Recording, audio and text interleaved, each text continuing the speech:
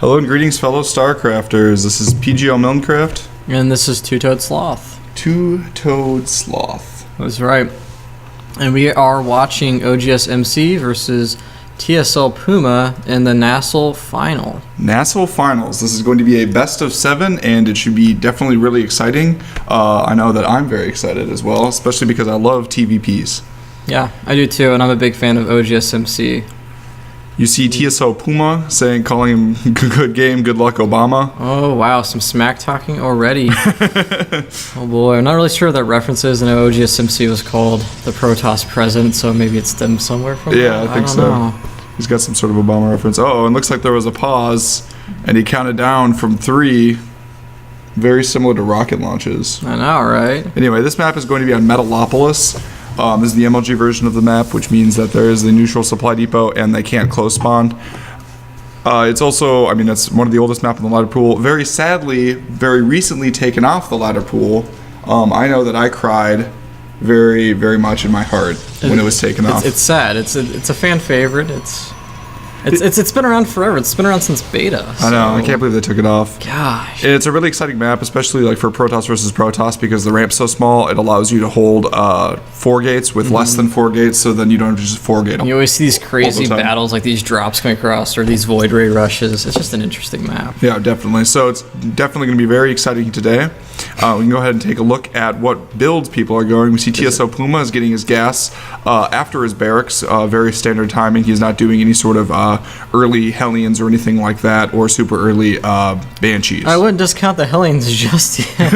Just kidding. If you just watched the semifinal versus July that we just casted, you win Hellions almost every game. The grid effect, actually. Yeah, definitely. And the Hellions were actually incredibly effective. And it was pretty impressive about how much juice I guess he got out of it. Yeah, and I was just impressed with his gameplay. Puma has failed to qualify, I think, for even Code B. Code A. He's in Code B, actually. So he's competing in Code B, but he has never broken the mold into Code A. He's only been on GOM TV once, and that was because he was called up when he was TSL. He was recently switched to Evil Geniuses, but he was on TSL. He was called up. He played in the team league once. He lost. He hasn't really done much since then, except for he made it to the finals here, and then we're gonna have to see if he goes ahead and pulls through this game. We'll see how it goes. I don't know though. oGsMC, obviously is maybe the best Protoss player around. He has a crazy win percentage in Code S and just a ton of wins under his belt. So I don't, he has to be the favorite for this series. And we see already a Marine is actually being shoveled in by Puma. So Puma moving in, trying to get some early damage against the workers. Not really going to work out, though. It looks like, unless that Marine's able to get a pot shot on that probe. Oh, no, not quite. Sliced apart by the Zealot, just like his dreams. Now, the SCV is chasing it and was able to get 1 worker kill. And actually, that SCV is not going to get out of there as the Stalker appears, apologizes for being late to the party, and then promptly blasts the SCV to death with his laser beam. And then we have something going on over here. There we do. We have a factory flying over. Factory flying over to sky. He actually has the landing over there. It is actually going to spot the Stargate. Sneaky beaver's tricks. He was trying to get some Hellions in the back. Unfortunately, that's not going to work. He might land it anyway and try to prompt his response from MC, so MC can't push out, and he is, in fact, sending his forces backwards. I'm not sure if he's actually going to build. He is actually going to build a Hellion, but more importantly, it scouts the Stargate. Meanwhile, we should talk about TSL Puma's build. He built a factory, and now he's getting a starport, and he's getting an early command center as well. Very early command center, considering the speed at which he got his gas. And so it looks like this harassment's just going to be to try to throw MC's timing attack or anything like that off. Yeah, some really interesting play here. You don't see that too often where you're flying your factory across and landing in the opponent's face. It can be particularly fun to do. Unfortunately, that Hellion got cut up on a couple units there and was actually taken out. This factory will take off pretty soon and fly back away. The Stalker and Sentry won't be enough to take it out. However, that Phoenix might do, well, it'll tickle it a little bit with its damage, but probably won't be too effective. Yep. I agree. That's good to know. Warp Gate is finishing now, so his 2 Warp Gates are opening up. You can tell that he's not going for any sort of Void Ray all-in, first of all, because he's getting a Phoenix. Yeah, that'd be a good indication when they're not getting any Void Rays. And second of all, because he's getting 2 gates. So he's going to be going for a 2-gate expand. Unfortunately, it's going to be behind, because even though, and probably he just spotted that command center. Did he? Yeah, he did spot the command center. He did just spot the command center, but but he knows now that he's behind. He's getting his Nexus right away. He knows he's not going to be attacked because of the quick expansion. So that does actually put TSL Puma up ahead economically in this game, at least for a short while. Mm-hmm. We see more Phoenixes coming out. Phoenix, it's relatively rare to get Phoenixes against Terran, but oGsMC has said that Phoenixes are overpowered, has he not? Yeah, we were just watching the Chrome TV last night, and apparently that was what they said. So he believes that they're overpowered, so... And Phoenixes are quite good because they're so unbelievably fast, they're just impossible to run down unless you like fungal growth them and then shoot them with like 8 million Hydras. Yeah, you just have to be careful with them microing around, but obviously, MC's micro is fantastic. And I mean that's the most thing is a lot of people get Phoenixes and they leave them kind of around certain areas and they just get picked off. Right, yeah, as long as you micro correctly with them, you shouldn't be losing them. You should be able to outrun any sort of forces that your opponent has. And of course, the natural counter that Terran can get to Phoenixes is, well, first of all, Marines, which are the counter to everything.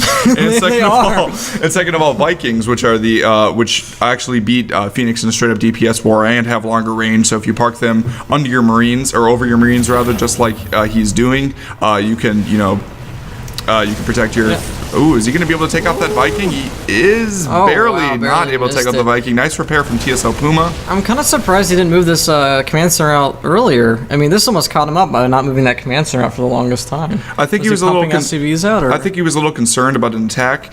He also didn't feel the need to do it because he wasn't too oversaturated at that point, and he did just spot the command center, or the Nexus rather, from his opponent. So he just wanted to be super careful. No reason not to be, overly cautious.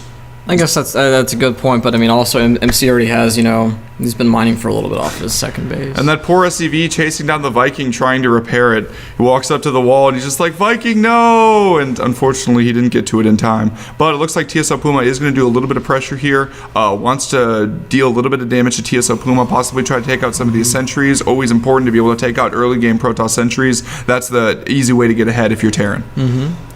Don't let them build up their energy. He also has Stimpack almost finished, so he's probably just going to hang around outside of this base until Stimpack finishes. The other reason he's pushing out is also because of the Phoenix he saw. That's a lot of resources, 600 minerals and 400 gas that he knows was not invested in units. However, he did see that oGsMC did have a sufficiently sized army and has decided to back off. But he did get him to warp in a couple more units and play a little less long term and a little more short term game. Or she's coming back now and building a bunker just as a little precaution here, and MC is going to poke back with these Phoenixes. Phenai. We see actually that nice placement from the Marines, able to protect the workers against the Phoenixes moving in. He's also finishing his engineering bay. He's going to be getting some turrets up. Turrets being the ultimate counter to Phoenixes, as they can't be attacked or picked up.